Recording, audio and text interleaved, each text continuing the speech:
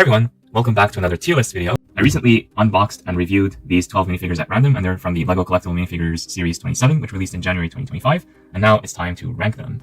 So, starting with the plush toy collector, I love the plushies and the minifigure itself is done well, so I'll put her in A tier. The Boogeyman is not for me. I get what they were going for. Maybe I'll use him for like a Halloween mock or something, but not one of my favorites, so I'll put him in C tier just because he has this book that says Boo, and that pushes him up from D to C tier. The pterodactyl costume found is a bit of a disappointment for me. I like the idea, but the execution falls a bit flat. There's no printing at all on the back, and I just think they could have given it a little bit something extra like previous dinosaur costume fan in previous years.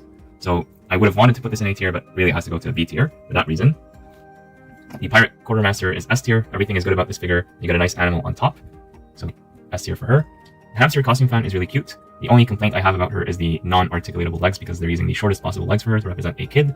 So I'll put her in B tier, but really this could have been A tier if they gave her the longer legs. The cat lover is pretty nice. I like his second expression right here, the one where he gets scratched. I like the cat itself and the yarn, so this is A tier for me. The astronomer kit is one that was a little bit disappointing to me just because I was expecting a classic space logo on the back, but there was none. They didn't promise it, so I'm not saying LEGO was lying or doing deceptive advertising. It's just that we always get a classic space logo with anything space related, and here it's missing, and there's no side printing. I just feel like this could have been a better figure. The telescope is nice though, so I'll put this in C tier. Like, you could make the argument to put it in B tier, but I think LEGO could have done a little bit better. I do appreciate the hand though. The longboarder exceeded my expectations. I thought this was a mid figure when I saw her in the promotional material, but then I actually assembled her and looked at her in person, and the execution here is just so good. I have to bump her up to A tier as well. Very well done figure. Cupid is a well-known quantity. I don't know if we've seen him in LEGO before. I like this expression of him. I do not like the eyes. I wish they chose a better hairpiece to go with these eyes, because the face itself is fine. It's printed well, but I wish that the hairpiece was better. So we don't have those hearts that just turn into red blobs, and you can imagine them to be blood or something else nasty. But I do like the wings though. The printing is nice overall. The yellow could have been a little bit better on the torso, but I think it's fine for what it is.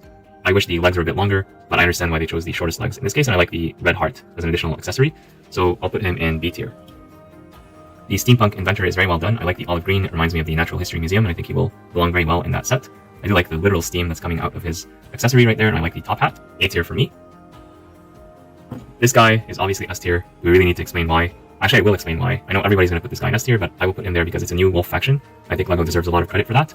And the figure is well done, both in idea and execution, and we get a wolf in addition to the main figure. The guy has a cape, dual molding for the legs, printing on the side for the arms.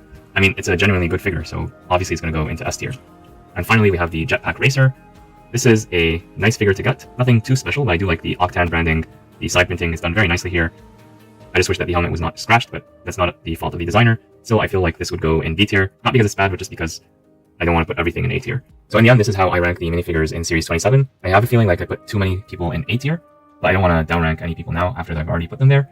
I do wish that I had high expectations for this guy and this guy, so I really wish that these two were better, because I was actually thinking at the beginning that these would be my favorites, but the execution really needs to be better on those.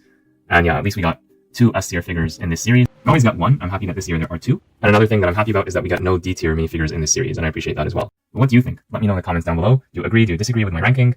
Share your thoughts with everyone in the comments, and I'll see you all in the next one. Bye for now.